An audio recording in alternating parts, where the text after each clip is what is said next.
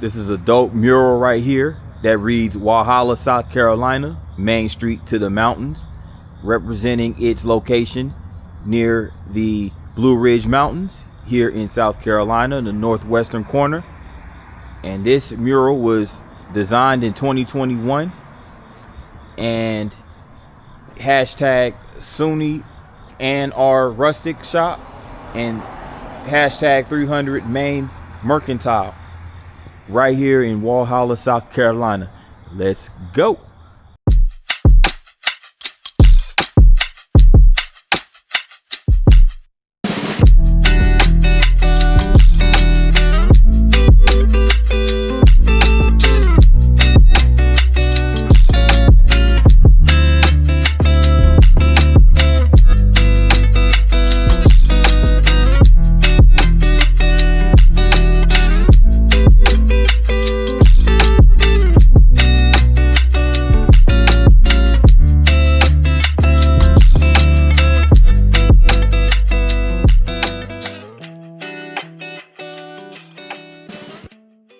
Good morning, good people. This is P9 with another vlog, and I am here in the state of South Carolina, more specifically in the town of Walhalla, South Carolina, located in Oconee County in the northwestern corner of the state.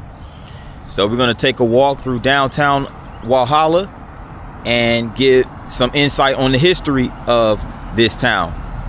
So without further ado, let's go.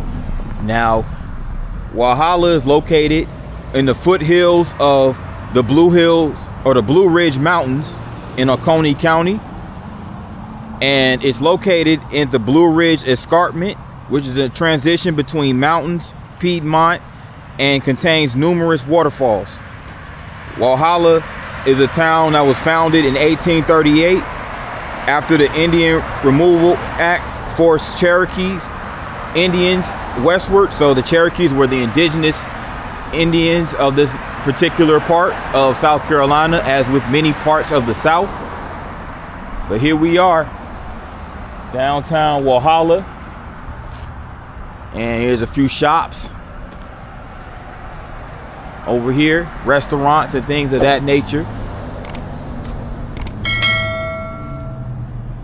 Now it's pretty chilly this morning. It's like 6:30 in the AM right now, and you can tell fall is approaching because we're already starting the day off pretty chilly, and the sun is rising a lot later than usual. So, but yeah, this is there's a mountain mocha. So it looks like they sell desserts and lunch and things like that.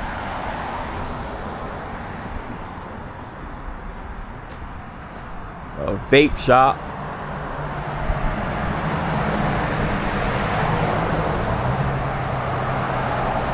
And an antique marketplace right here.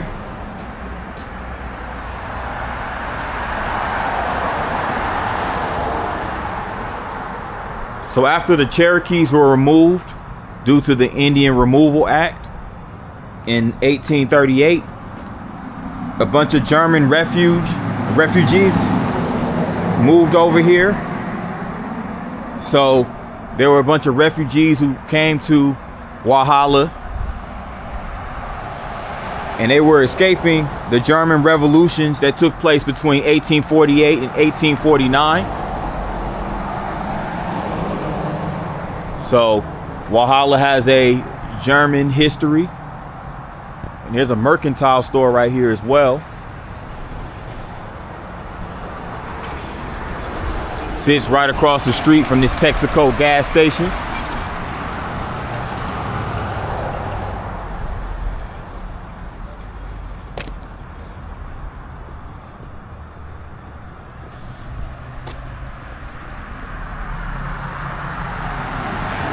Lossman Propane Gas and Appliance Services. Check this out. They have a shoe shop, Walhalla Shoe Shop. It's been in operation since 1935. That's pretty cool. 80 years. No, 90 years actually, 90 years. a little interesting store right here. It's called Sonny's Village Market. It's like a local market. Sells a bunch of boutiques and gifts.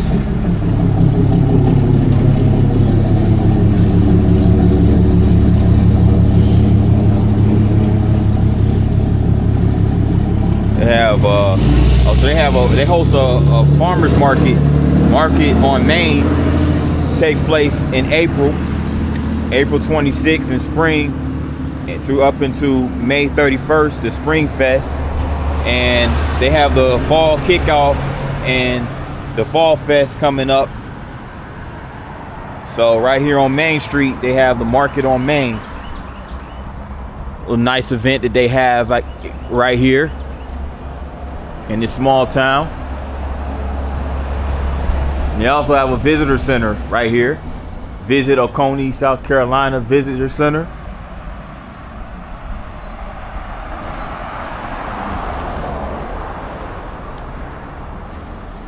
So y'all got up real early, took this trip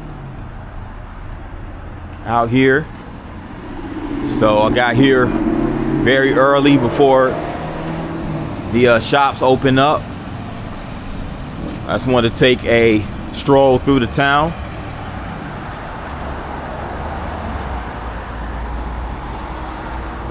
Soap dish.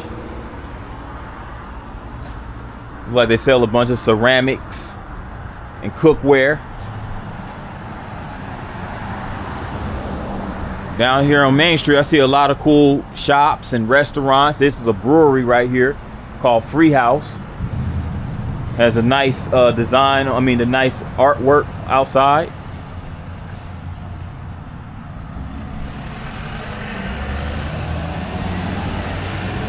Look how old this building is. What I like about coming to these smaller cities is that you see a lot of these old buildings that have been preserved and used for various purposes. You have a medicine shop or a Walhalla pharmacy right here. And you also have a tap room, Stump House tap room, craft bar and social hub.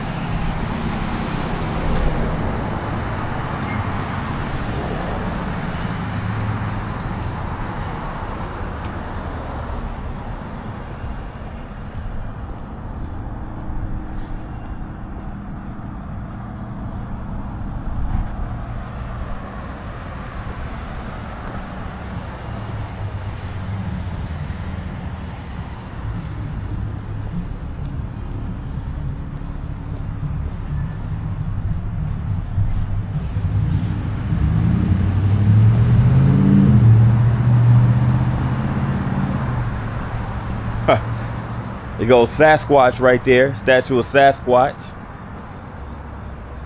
Stands right outside this Carolina Pizza Company restaurant.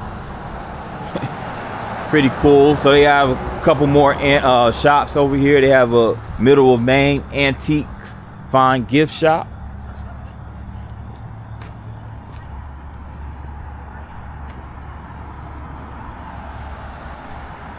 And they have another coffee shop called Alexander's Coffee House and Cafe.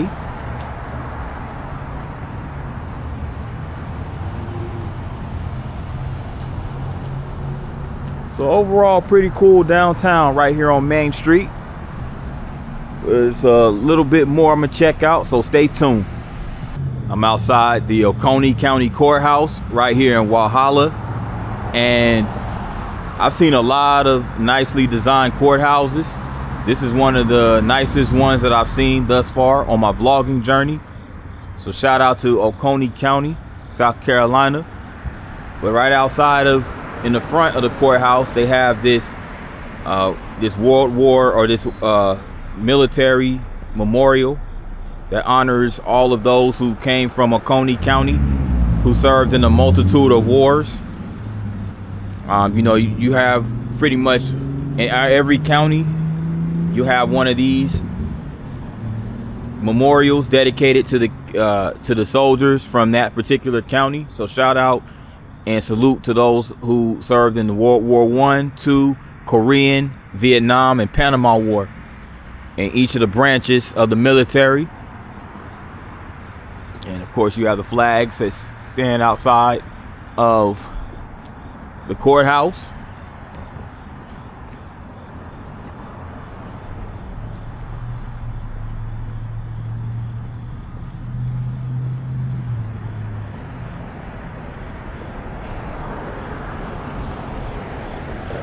And not only do they have that memorial right there, they also have a veterans park that sits right outside the entrance of the courthouse.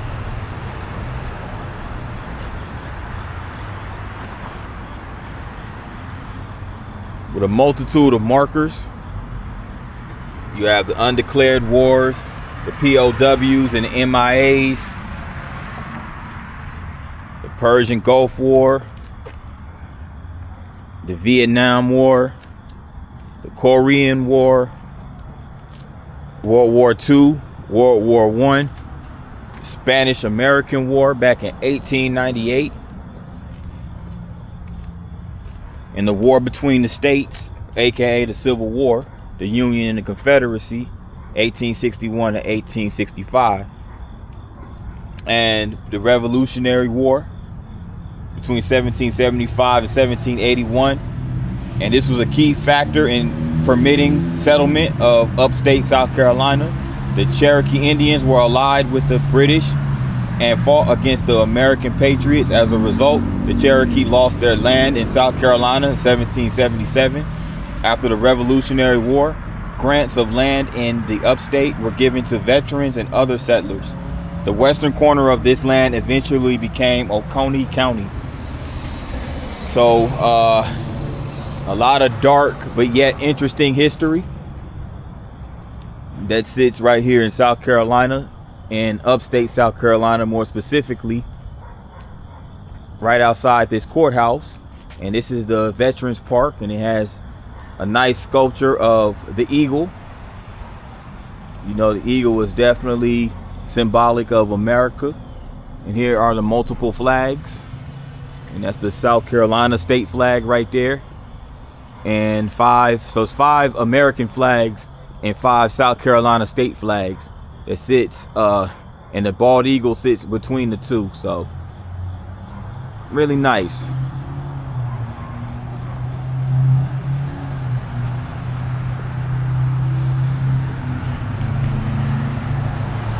We also have this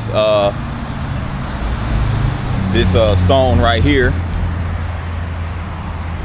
duty, honor, and country. So it's just basically memorializing or commemorating those men and women who made the sacrifice and served in the armed forces of the U.S., whether it be the Navy, the Marine Corps, the Air Force, Army, you name it.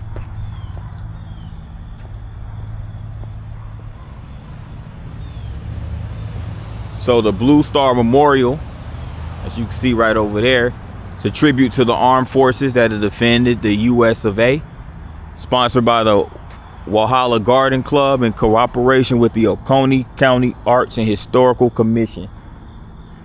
Shout out to those. Walk a little further down this way. I'm over here on Short Street in Walhalla, and what we're about to see are a couple of museums and a lot of history pertaining to the Cherokees and other history pertaining to Walhalla. So check it out. So we're over here. So Oconee History Museum over there.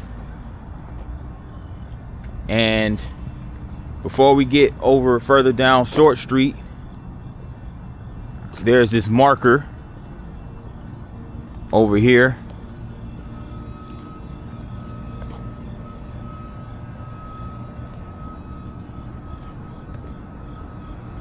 Let me get to that real quick.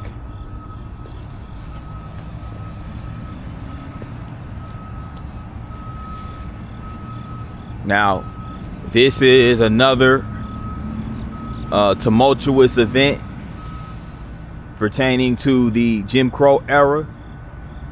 And this took place particularly here in Oconee County. This was the lynching of Allen Green.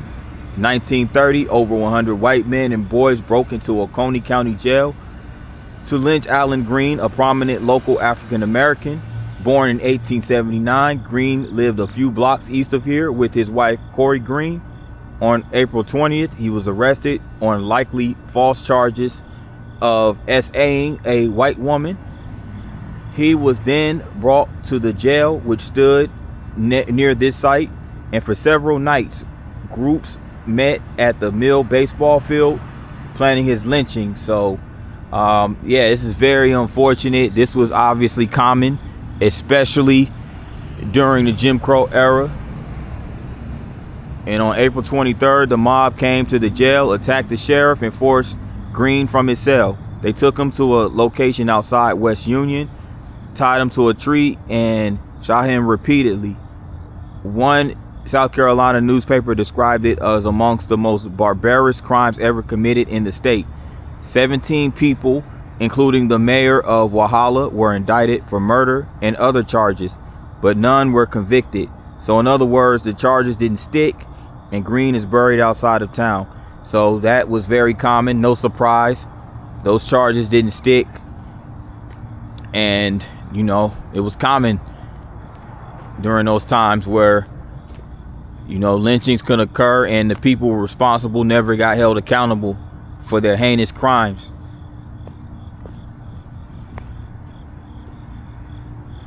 But let's keep going down this street right here. Now, they do have a museum of the Cherokee right here in South Carolina, right across the street.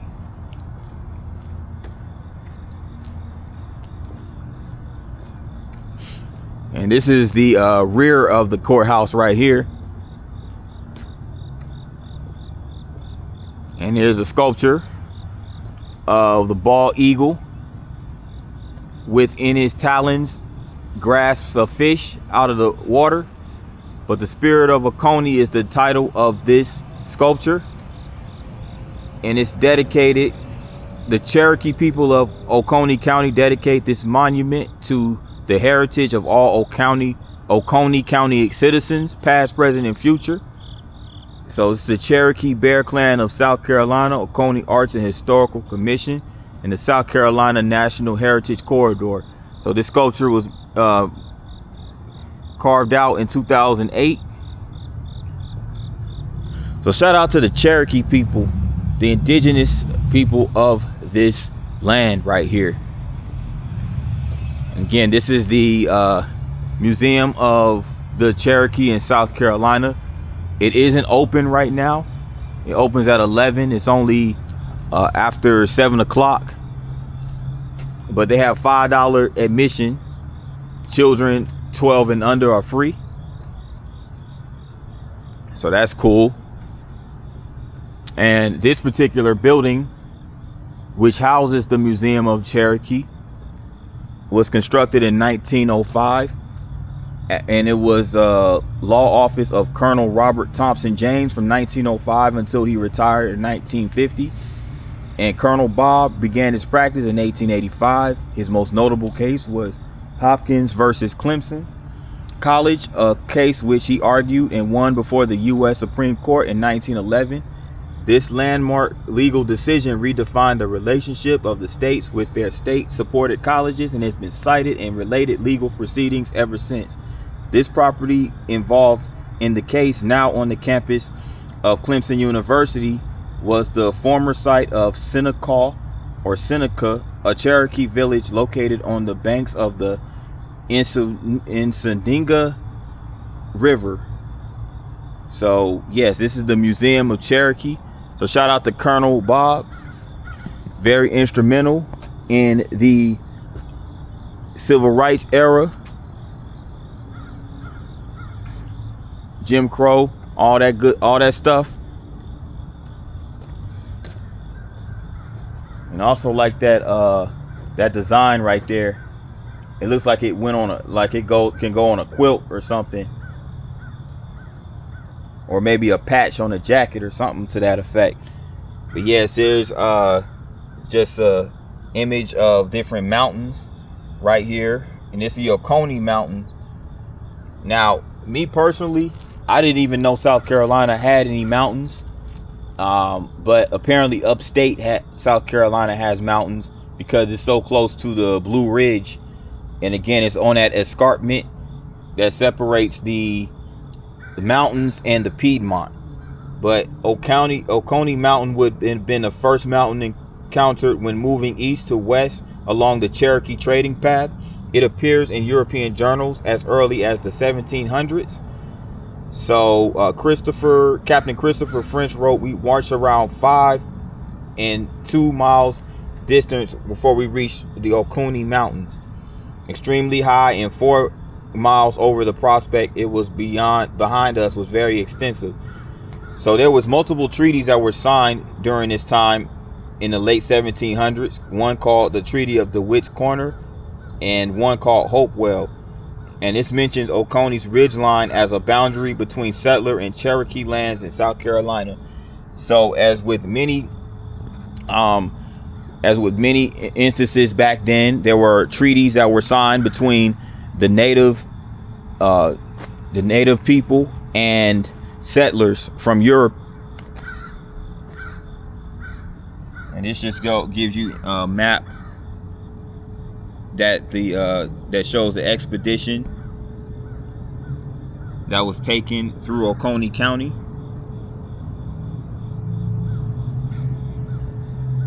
In the summer 1761, British Lieutenant Colonel James Grant led an army of 2,800 men in an expedition against the Cherokee Nation. And this is William Bartram right here. On the foot of the hill are the ruins of the ancient Oconee town. So he just basically talked about his journey in up the peaks of those mountains. And here's also a marker that talks about the Cherokee Path here in South Carolina. So back then, Native Americans followed trail trees which marked the paths from one location to another. And here goes images of the Cherokee Indians. And the Cherokee Path was the only unencumbered route of travel for the 200-mile journey from the mountains of South Carolina to the coast without crossing a major river or other obstacle. Wow, that's crazy. So you mean to tell me this entire path right here, there was no crossings of any rivers? That's crazy. Trails were originally created by migratory animals linking water and food sources which they visited on a regular basis. Humans used animal trails and improved them over periods of time.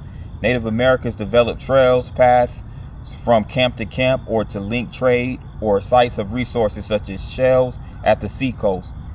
The Cherokee Path had been used by Native Americans for thousands of years before first European settlers established Charlestown in 1670.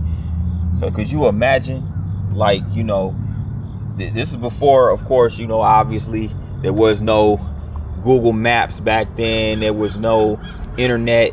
You know, they had to rely on true wit in order to mark these paths and everything of that nature.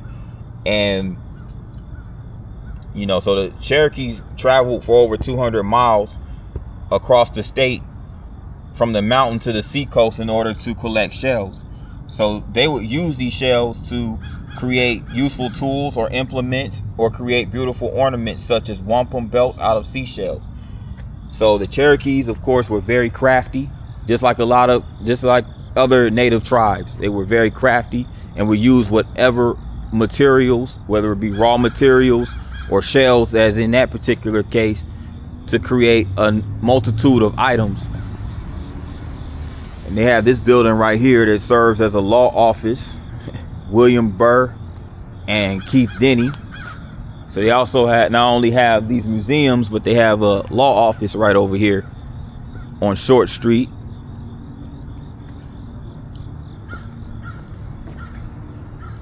They also have this building right here.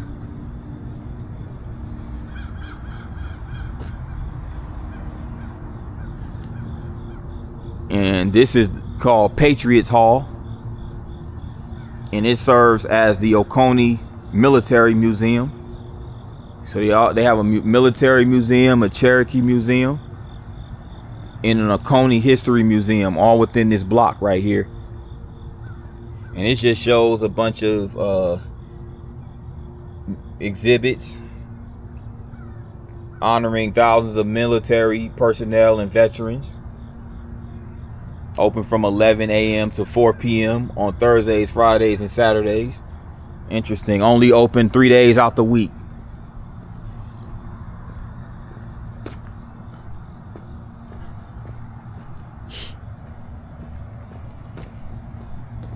We over here by this cemetery.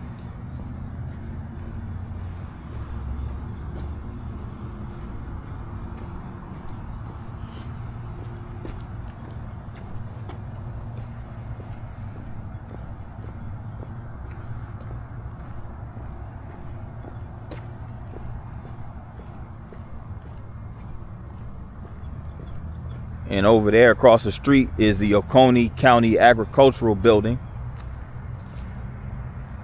And here's a marker of General John Wagner, who founded Walhalla, and who was born in Hanover, Germany back in 1816. He immigrated to Charleston, where he became a leader in the German immigrant community. As I mentioned earlier in the video, Germans settled here not long after the Cherokees were forcibly removed. So basically, you know, the General Wagner basically played a part in setting up this town of Walhalla. So there was a war between the states, and at that time Wagner served as a colonel in the German artillery in the South Carolina militia of the Confederate Army. So he was part of the Confederate Army, and he passed away right here in Walhalla in 1876 and buried at St. John's Lutheran Church Cemetery at his request. His remains were later removed to Bethany Cemetery in Charleston, South Carolina. And I'm guessing this is the cemetery right here where he was buried.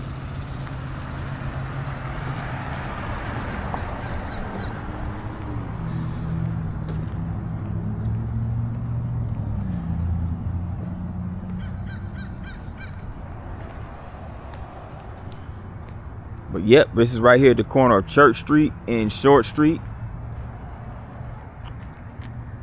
One more stop I'm gonna make in Walhalla before the end of this vlog. Stay tuned.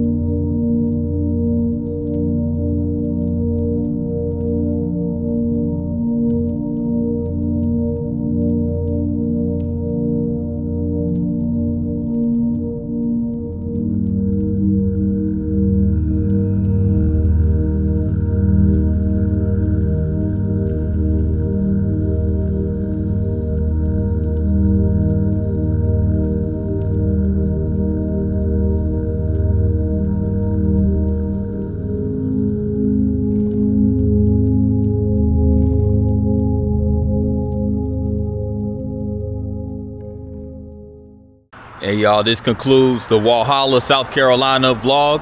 I'd like to thank everybody who tapped into this vlog. And if you made it this far, make sure you hit the like button. Also, if you're new to this channel, make sure you hit the subscribe button along with the notification bell. And when you hit notification, make sure you hit all. That way you get notified each and every time I drop a new vlog. And with that in mind, good people, from Walhalla, South Carolina, I'll holla. Peace.